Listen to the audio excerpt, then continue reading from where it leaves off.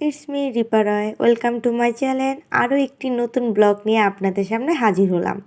আজকে আপনাদের একটি রান্নার রেসিপি দেখাবো, কিভাবে পুরি বানাতে হয়। তো চলুন দেখে নিই। প্রথমে একটি পাত্রে জল ও ডাল সেদ্ধ দিয়ে দিলাম। আজকে আমরা বানাবো ডাল পুরি, সুস্বাদু একটি জনপ্রিয় খাবার, আমরা প্রায় খেয়ে থাকি। তো প্রথমে ডাল সেদ্ধ বসিয়ে তার মধ্যে মা দিয়ে দিচ্ছে সামান্য পরিমাণের লবণ। এটা স্বাদ অনুযায়ী দিবেন।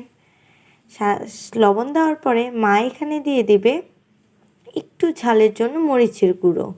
মরিচের গুঁড়ো দিলে এর স্বাদটা দ্বিগুণ হয়ে যায়।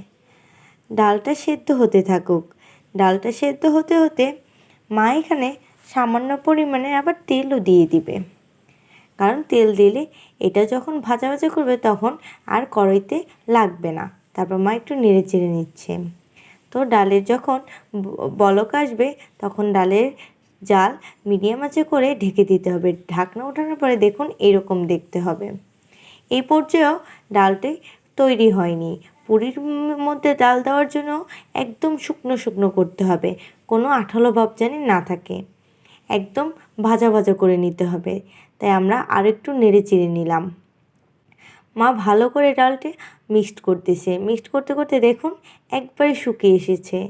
এই পর্যায়েও কিন্তু সামান্য পরিমাণে আঠা থাকে, তাও এইটা এখনও হয়নি। ভাজার পরে এরকম লুক যখন আসবে তখনই আপনারা নামিয়ে নেবেন। ঝুরঝুরো করে ভেজে নিতে হবে।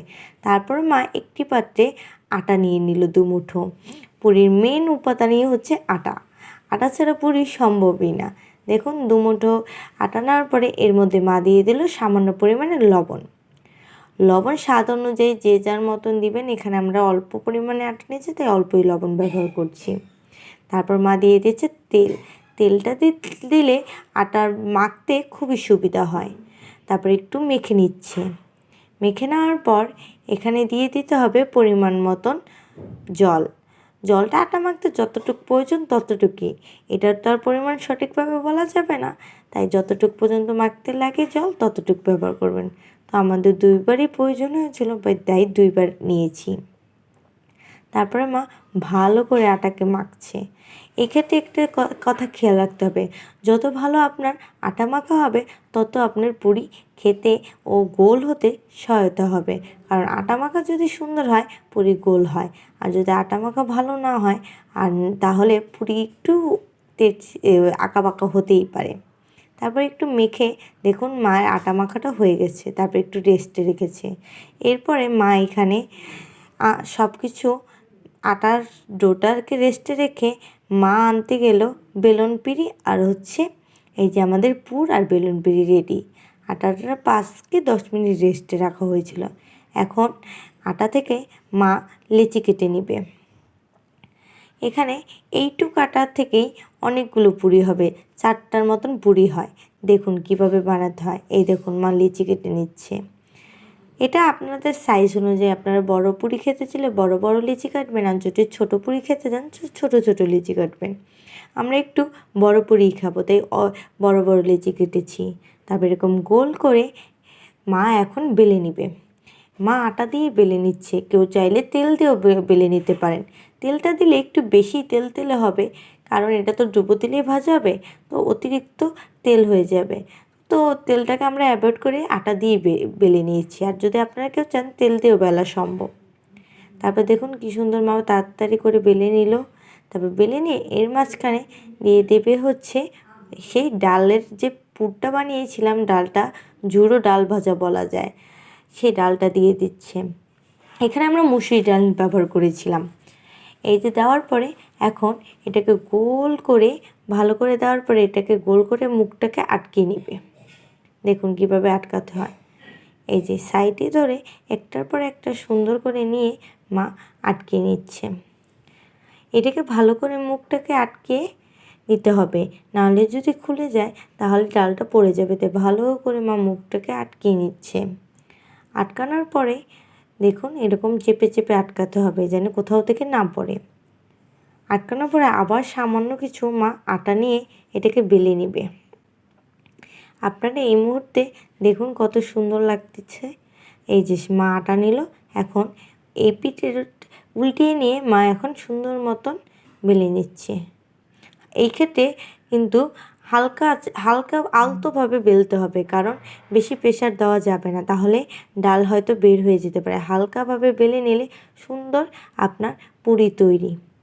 এই দেখুন আমাদের পুরি তৈরি, দেখতে কত সুন্দর হয়েছে না? তাও দেখুন হালকা হালকা কিন্তু প্রেশার পড়লে ওই দেখুন ওইরকম কিন্তু ডাল বেরোতো। খুব হালকাভাবে বেলে নিতে হবে, আলতোভাবে। বালার পরে বেলে নেওয়ার পরে মা একটি পাত্রে রাখলো। এই দেখুন সবকটি পুরি রেডি। এখন হচ্ছে ভাজার পালা, চলুন ভেজে নিই পুরিগুলো। দেখতে অপূর্ব সুন্দর আর গোল হয়েছে, কি সুন্দর। তো একটি পাত্র বসিয়ে দিলে প্রথমে দেখতে হবে পাত্রটি গরম হয়েছে কিনা, কারণ তেল গরম না হলে পুরি দিলে ফুলবে না। তো পাত্রটা গরম করে নেওয়া হচ্ছে প্রথমে।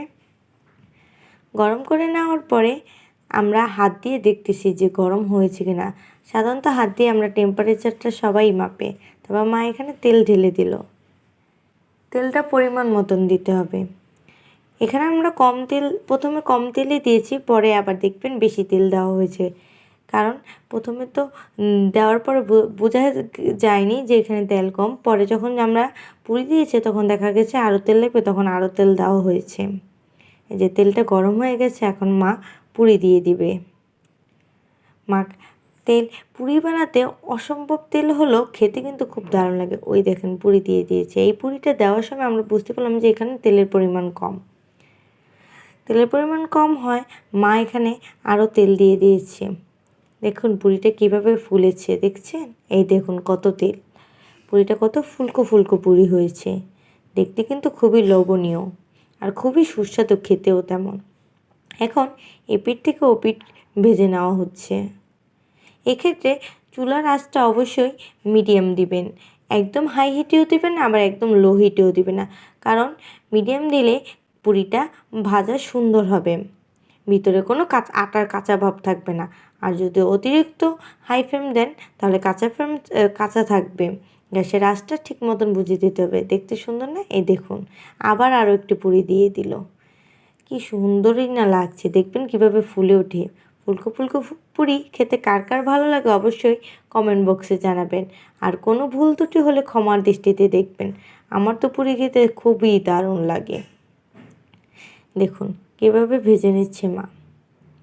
আর আপনারা কেউ চাইলে অবশ্যই আমাকে বলতে পারেন, আমার কোথাও ভুল হলে তা আমি ঠিক করে নেব। কমেন্টে বলে দেবেন কোথায় কোথায় আমার ভুল হচ্ছে, কারণ আমি নতুন, আমি তো শিখবো। আর শিখতে শিখতেই তো আমি পারবো, বলুন? প্রথমে তো সব কিছু পারবো না, ভুল হতেই পারে। দেখুন পুরিটা কত সুন্দর ফুলেছে, দেখতে কত সুন্দর লাগছে না বলুন? দোকানের পুরির মতন, খেতেও কিন্তু তেমনই স্বাদ। বাসায় বানালে কিন্তু আমরা হাইজিনিক মেনটেন করতেছি, কারণ সব কিছুতে হাইজিন থাকে না। বাজারের তেল তারপর সব কিছুই খারাপ আমরা জানি, কিন্তু বাসার তৈরি খাবার কিন্তু আমাদের শরীরের জন্য উপকার। তো বাসায় যদি আপনারা এইভাবে পুরি তৈরি করেন, শরীরের কোনো ক্ষতি হওয়ারই চান্স নেই, শরীরের কোনো প্রবলেম হওয়ারও কোনো টেনশন থাকে না। এভাবে সবকটি পুরি মা ভেজে নিচ্ছে। ভেজে নেওয়ার পরে দেখুন সবগুলো পুরি কীভাবে ফুলছে। এই ক্ষেত্রে কিন্তু দেখুন তেলগুলো কালো হওয়ায় ভাববেন আমরা বাজে তেল ব্যবহার করছি। এটা হচ্ছে সেই যে আটা দিয়ে বেলেছে, তাই আটার গুঁড়িগুলো পুড়ে গিয়ে এরকম কালো হয়ে গেছে। আপনারা যদি তেল দিয়ে বেলেন তখন আর তেলটা কালো হবে না। আটা দিয়ে বেলেছে বিদায় আটাগুলো তেলে পুড়ে কালো হয়ে গেছে। দেখুন এই পুরিটাও কিন্তু সুন্দর ফুলেছে, দেখুন কত ফুলকো ফুলকো পুরি। এই দেখুন তৈরি আমার পুরি। যদি ভিডিওটি ভালো লাগে তাহলে সাবস্ক্রাইব করবেন, আর কোনো ভুল ত্রুটি ক্ষমা দিতে। আজকে এই পর্যন্ত।